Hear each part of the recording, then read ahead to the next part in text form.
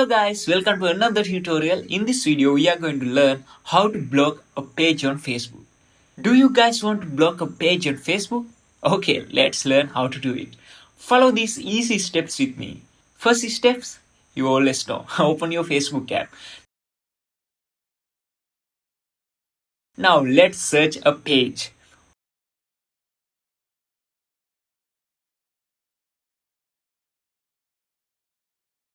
Okay, I choose this one and I want to block this page. Now we want to do tap on these three dots and select block. Okay, now this page no longer be able to see your post on your timeline, even tag you, and even this page can't invite you for group invitations, page invitations, etc. So that's how we block a page on Facebook. Hope this video is helpful for you guys. See you in the next video.